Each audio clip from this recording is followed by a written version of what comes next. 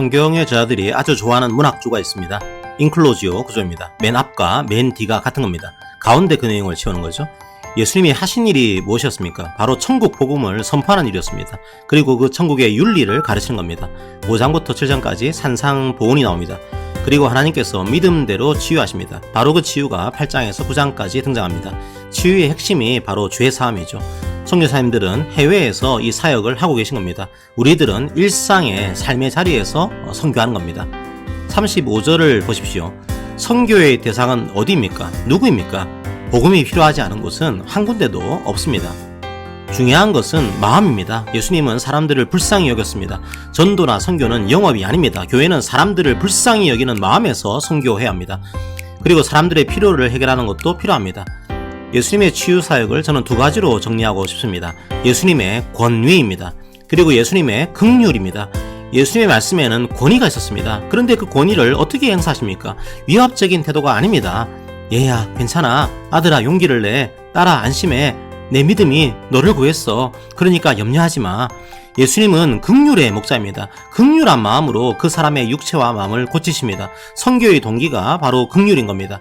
선교는 권위 있게 하는 겁니다. 복음은 값싼 것이 아닙니다. 동시에 선교는 긍휼한 마음으로 하는 겁니다. 교회는 무례하게 전도해서도 안 됩니다. 열정과 무례를 혼동하면 안 됩니다.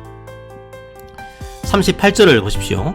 추수하는 주인이 등장합니다. 선교는 하나님의 일입니다. 우리는 그 하나님의 일에 동참하고 있는 겁니다. 선교의 주인은 하나님입니다. 그러므로 사역보다 중요한 것은 관계입니다. 이 일 때문에 더 중요한 가치를 놓치지 마시기 바랍니다. 교회는 하나님께 의존하면서 기도해야 합니다. 복음은 믿는 자들을 하나로 만듭니다.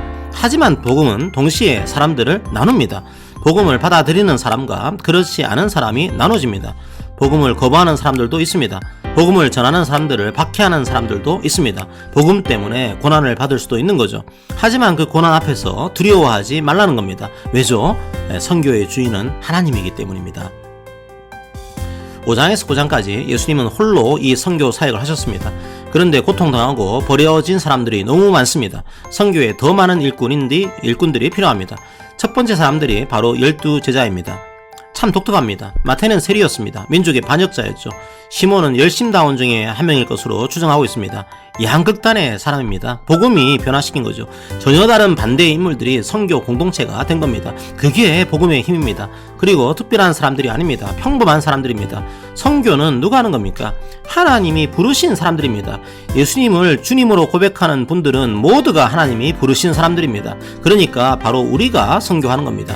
각자의 삶에서 이 복음을 살아내기를 원합니다.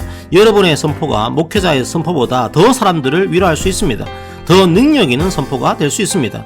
이 말씀을 여러분의 삶에서 살아낼 때 사람들은 그 말씀에 반응할 것입니다.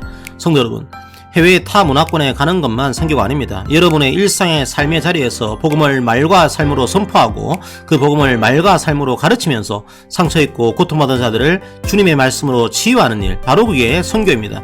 바로 교회는 그 선교의 공동체입니다. 각자의 믿음과 신앙의 수준이 있습니다. 각자의 일터와 삼터에서 벅차게 일하고 계실 겁니다. 이 힘겹고 버거운 각자의 자리에서 어떻게 복음대로 삶을 살아가야 하는지 선교의 주인이신 하나님께 무릎 꿇고 기도합시다. 무엇보다 권위와 긍휼로 삶을 살아갑시다. 여러분은 권위를 가진 사람들입니다. 하지만 그 권위는 긍휼의 마음으로 행사돼야 됩니다. 그때 그 권위가 힘을 가집니다. 우리 교회가 교회된 성도님들에게 이 선교의 은혜가 가득하기를 기도합니다. 아멘.